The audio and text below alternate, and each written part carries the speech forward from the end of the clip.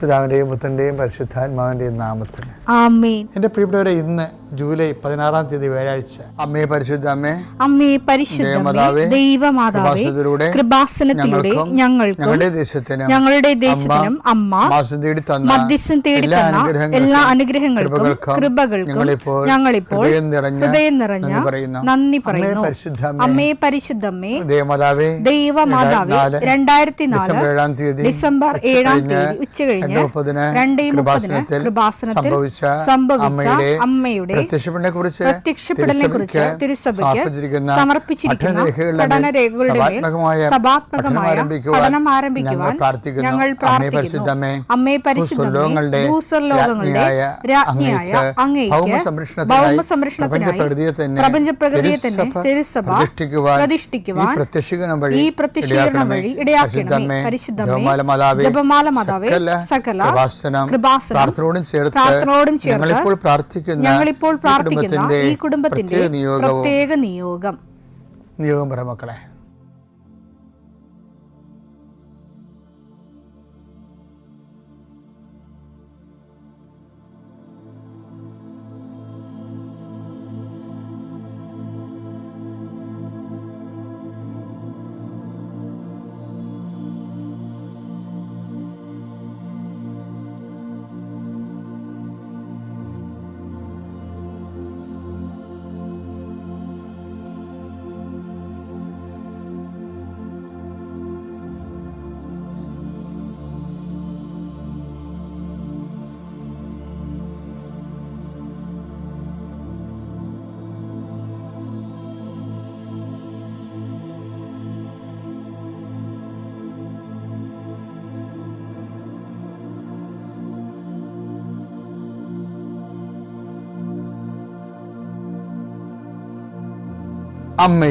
അമ്മയുടെ പ്രത്യക്ഷീകരണത്തിന്റെ ഈ അനുഗ്രഹവേളയിൽ ഞങ്ങൾക്ക് സാധിച്ചു തരുവാൻ കനിയണമേ. ആമേൻ. വിശ്വാസ പ്രമാണം.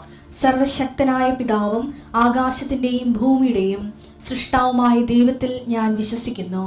അവിടുത്തെ ഏകപുത്രനും ഞങ്ങളുടെ കർത്താവുമായ ഈശോമിശിഹായിലും ഞാൻ വിശ്വസിക്കുന്നു.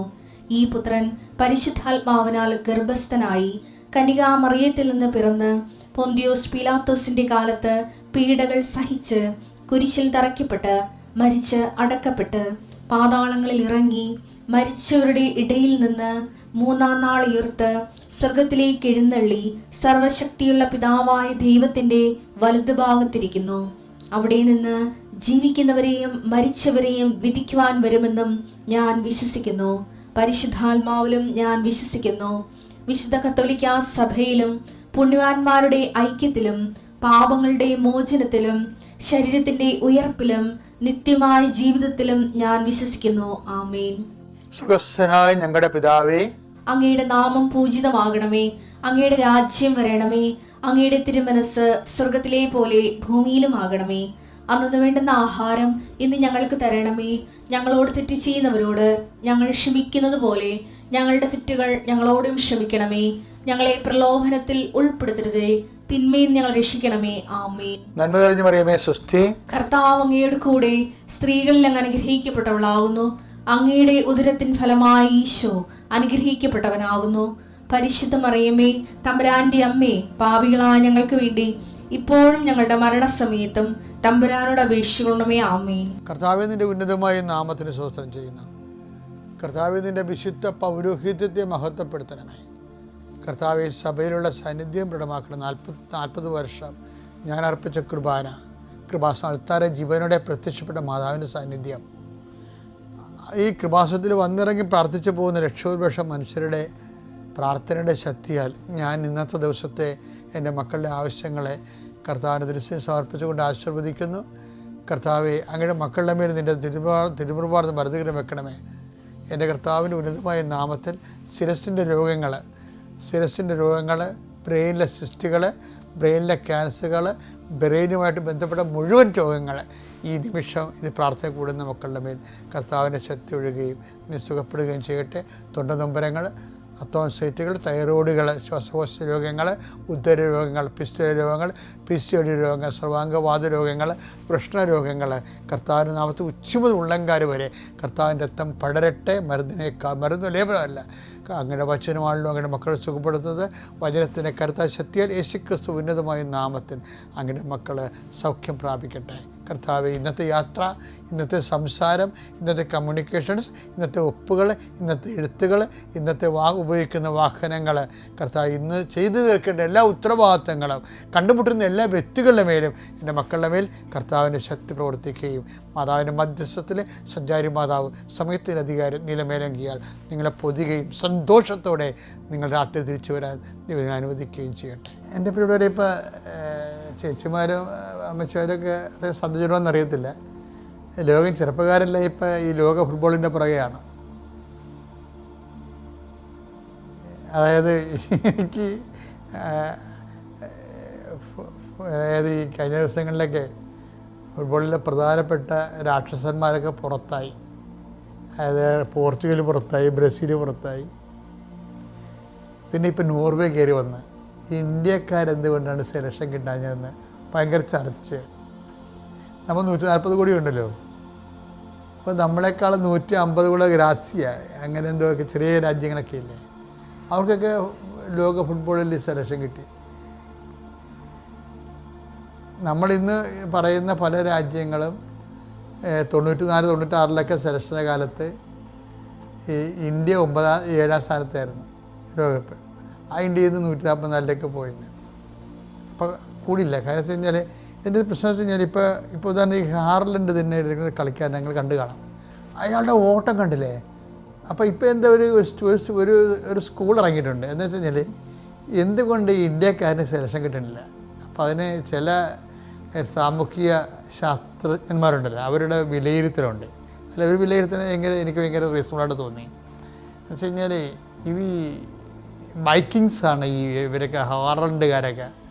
അപ്പോൾ അവർ പണ്ട് ഒറ്റ പാമരത്തിൽ ഒറ്റ പാകെട്ടി ലോകം മുഴുവൻ ഒറ്റയ്ക്ക് കച്ചവടത്തിന് വന്ന പാർട്ടിയാണ് ഈ ബൈക്കിങ്സ് എന്ന് പറയുന്നത്, ഈ ഹാർലൻഡിൻ്റെ ആൾക്കാർ. അപ്പോൾ അവരുടെ ഭയങ്കര കാടൻ ജോലി ചെയ്ത ആൾക്കാരാണ്.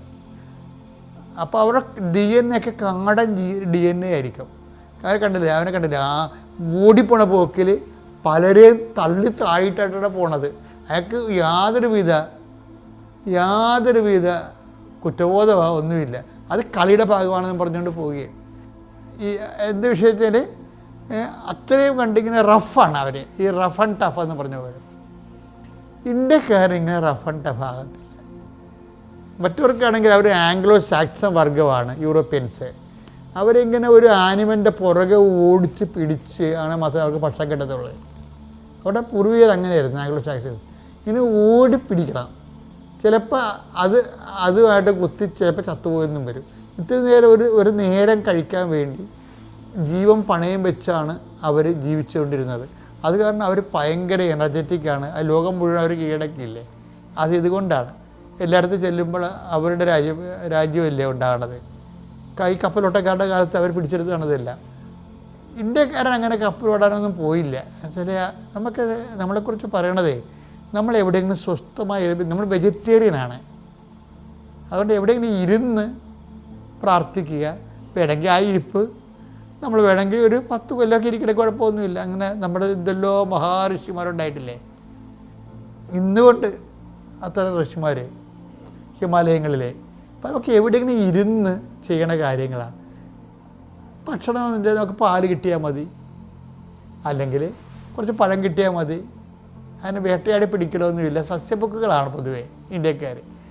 അതിങ്ങനെ ഒരു 2-3 ലക്ഷം കൊല്ലം ഈ DNA, ഈ ജീൻസ് ഇങ്ങനെ കൈമാറുമ്പോൾ നമ്മൾ ഇരിപ്പുകാരാകും. പക്ഷേ ഇരിക്കണ പരിപാടിക്ക് നമ്മൾ അധികം ഓടാത്ത കാര്യങ്ങളിൽ ഇപ്പം ചെസ്സൊക്കെ ലോകത്തിൽ 1ാം സ്ഥാനമാണ് നമുക്ക് ചെസ്സിന്.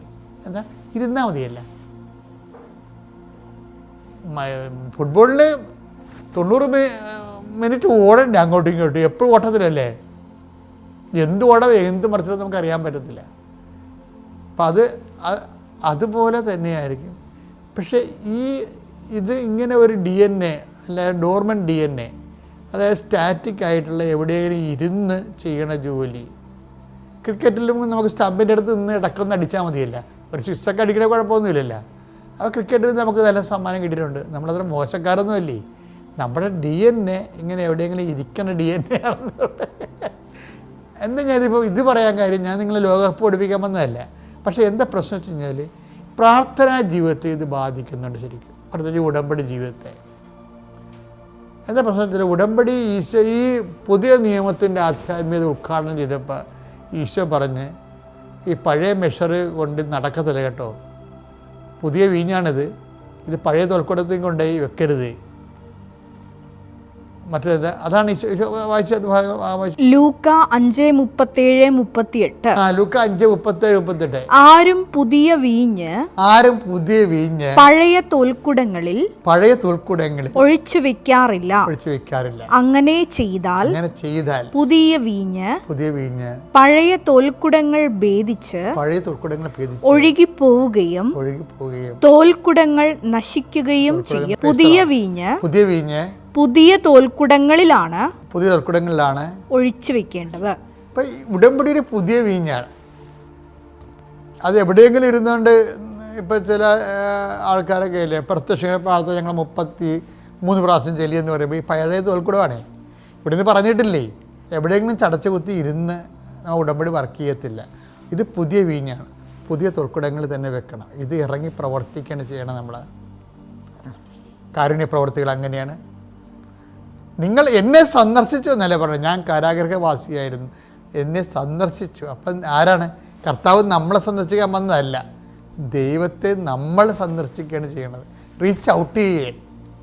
ഇപ്പോൾ റീച്ച് ഔട്ട് ചെയ്യുകയാണ്, അല്ലാതെ വീടിനകത്ത് കുത്തിയിരിക്കുകയല്ല.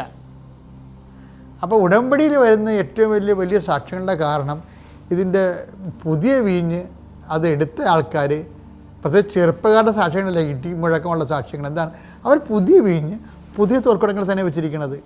അത് ഇടിവിട്ട് പോലെ ഇറങ്ങി പ്രവർത്തിക്കും. കഴിഞ്ഞ ദിവസങ്ങളിലൊക്കെ ഞാൻ പറഞ്ഞ സാക്ഷ്യങ്ങളെല്ലാം അങ്ങനെയല്ലേ. ഓരോരുത്തരും ഇങ്ങനെ ഇറങ്ങി കർത്താവിൻ്റെ സുവിശേഷം കൈമാറുന്ന പുതിയ വീഞ്ഞ് പുതിയ തോൽക്കുടങ്ങളിൽ എല്ലാവരും വെക്കാനും അതുകൊണ്ട് പുതിയ ഫലങ്ങൾ ഉണ്ടാക്കാനും ദൈവം നിങ്ങളെ സഹായിക്കട്ടെ. പിതാവിൻ്റെയും പുത്രൻ്റെയും പരിശുദ്ധാത്മാവിൻ്റെയും നാമം.